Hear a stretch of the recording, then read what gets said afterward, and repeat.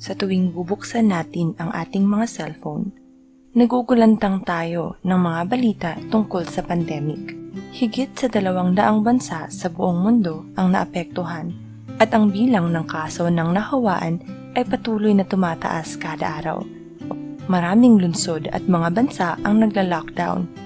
Ang mga taong dati-rati ay namumuhay ng maginhawa at malaya ay nasa ilalim ngayon ng banta ng kamatayan. Kapag wala ng karapatang magsaya sa buhay ang mga tao, ano na ang mangyayari sa buhay nila? May ilan na nagpakamatay nang magkaroon ng karamdaman. Ang iba ay na-depress dahil sa takot. Marami ang gumamit ng social media upang maghanap ng kaaliwan mula sa kanilang mga followers. At ang iba pa ay nakipagsigawan sa kanilang mga kapitbahay na tila baga may party sa kanilang mga balkonahe. Nagsasaya sa kasalukuyang sandali habang kaya pa nila. Maging ang mga Kristiyano sa lahat ng dako ay dumadaan din sa ganitong bagyo.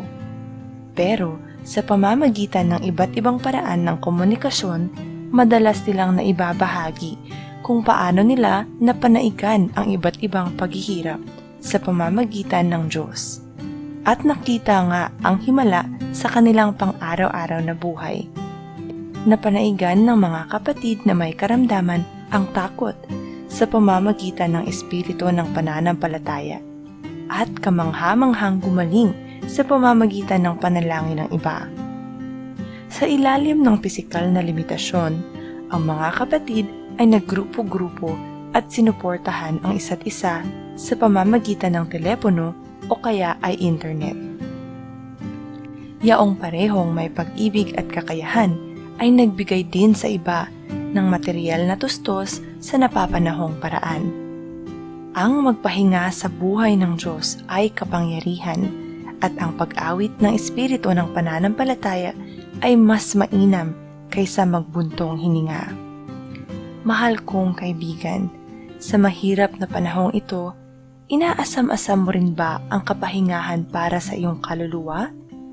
Nais mo rin ba ng katamisan ng banal na pamumuhay?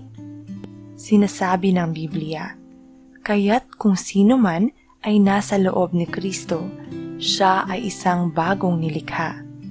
Ang mga lumang bagay ay nagsilipas na. Narito, ang mga ito ay pinaging bago.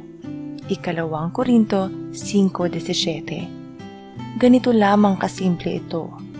Kung bubuksan mo lamang ang iyong puso at tatawag ng, O Panginoong Jesus, at mananampalataya tungo kay Jesus, ang buhay ng Diyos at lahat ng kanyang mga kayamanan ay mapapasa iyo. At magkakaroon ka ng isang buhay ng tagumpay at kagalakan. Manalangin tayo.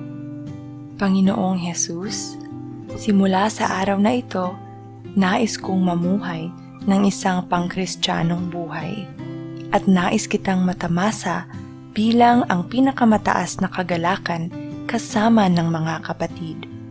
O Panginoon, bigyan mo ng isang bagong simula ang buhay ko.